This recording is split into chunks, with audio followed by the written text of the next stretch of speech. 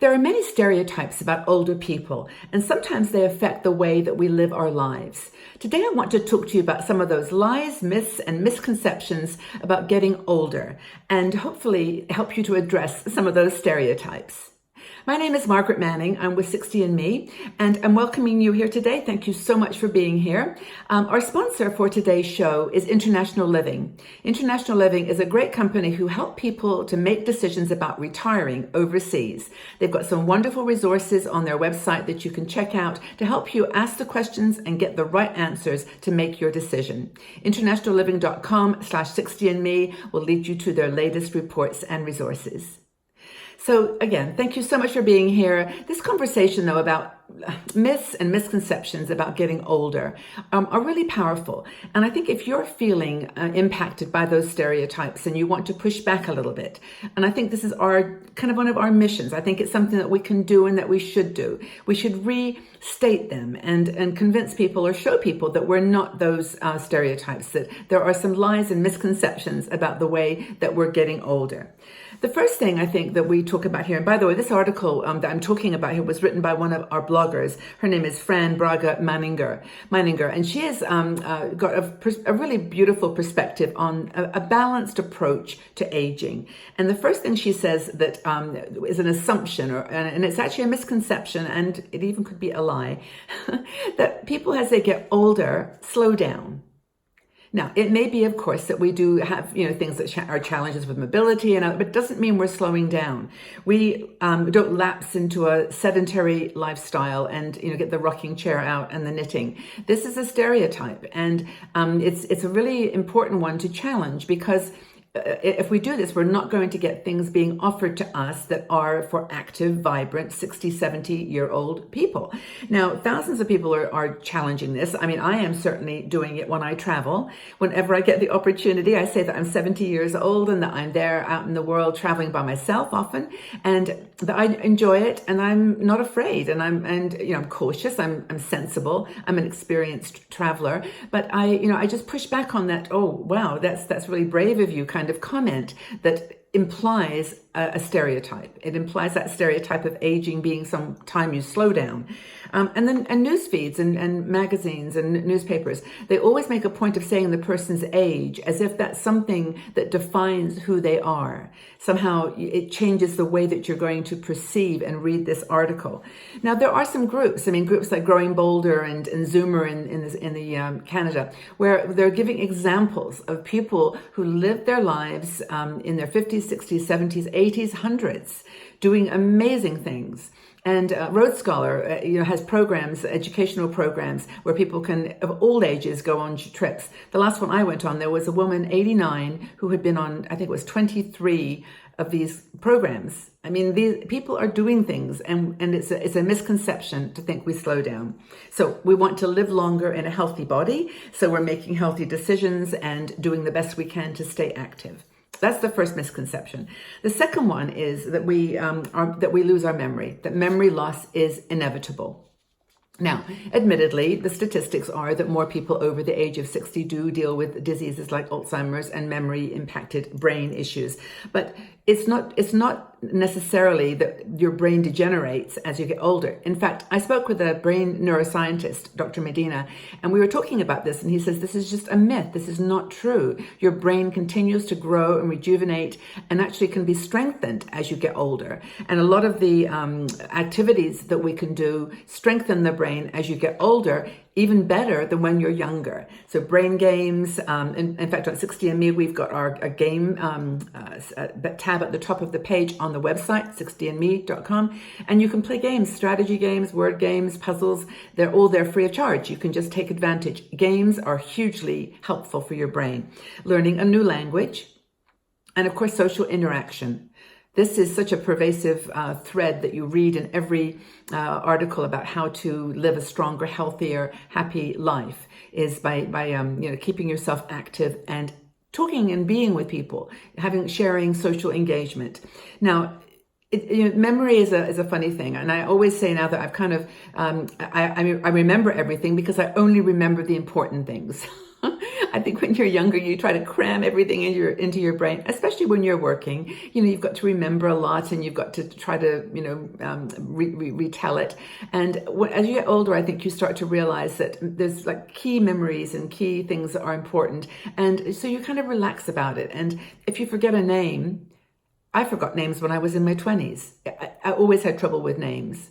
But you think about it, it's not just because you're getting older. Memory is an issue for lots of people. Many people put their keys in the fridge, or they forget where they left their glasses. It happens to everyone of all ages. So it's not, and that's the misconception. It's actually a myth that older people all have to suffer from memory loss. The third thing is our sexual desire dries up. we don't want to have sex. We don't want to have a sensual relationship in our lives. And we just did a recent article on this, and you can find the video for that one, which got all kinds of comments, positive comments from women over 60, reassuring the world that they are active sexually, that they enjoy having a romantic relationship with their husbands or a new partner, or even, heaven forbid, a younger man. This is what happens.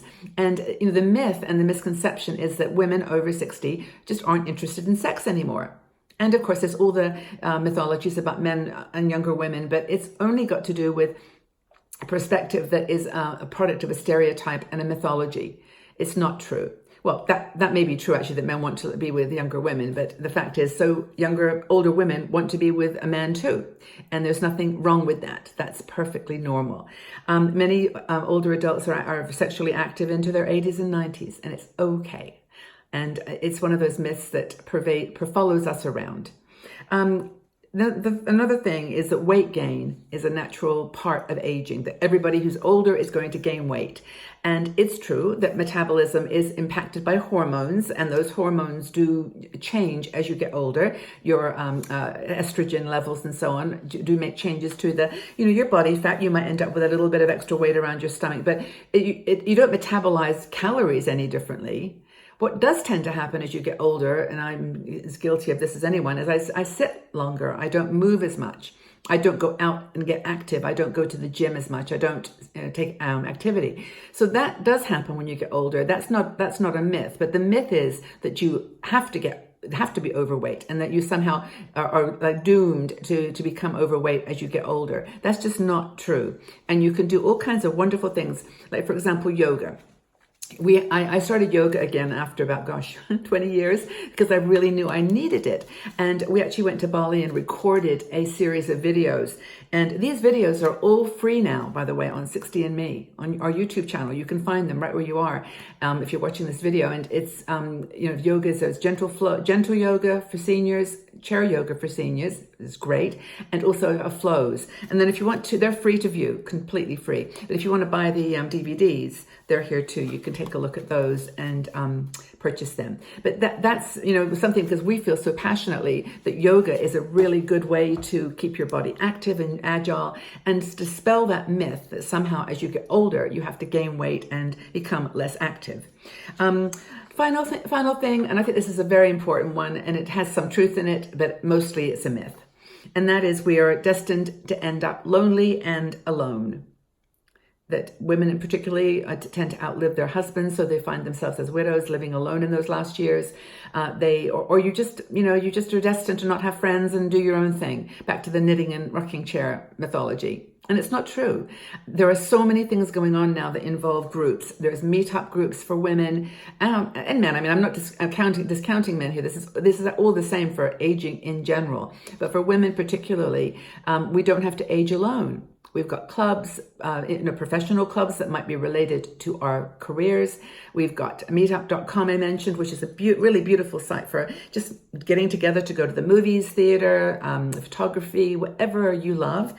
And also there's groups like Travel Buddies in Bristol, which is one that I follow all the time, because they started this travel programs in the UK where they go all over the world, and they have really good prices, and it's just for people over 50. And that's their game. And actually, they have younger people too.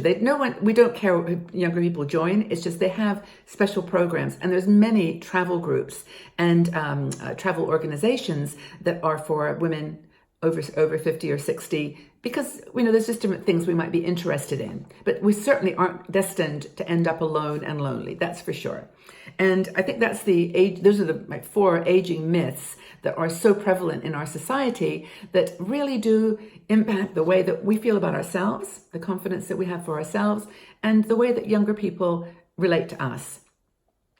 And it's really funny. I know I was on a trip once, and my tour guide took me down these I was about 200 steps. It was a lot of steps to this temple. This is in Bali, and we got to the bottom, and I was a little tired. And he said, "Well, let's sit down." And he said, "How old are you?" And I at the time was 68, and I said, "Well, I'm 68." And his eyes just went, "Whoa, are you okay?" And all the way up the steps, he was like trying to hold my arm, and I was like, "No, honestly, I'll be okay. We'll take a break if we need to." But it's that type of unconscious stereotype and unconscious,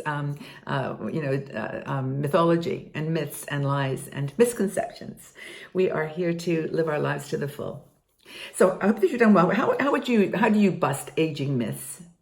What do you do to show that you're young and vital in your heart and soul, and that you want to be considered, as an active, vibrant human being, and get rid of those stereotypes and mythologies? Leave your comments in the section below. I'd love to join in the conversation. Thanks so much for being here. Have a really fabulous day. Check out all our other YouTube channel videos on travel and aging stereotypes. You'll enjoy them. Take good care, everybody. Bye-bye for now.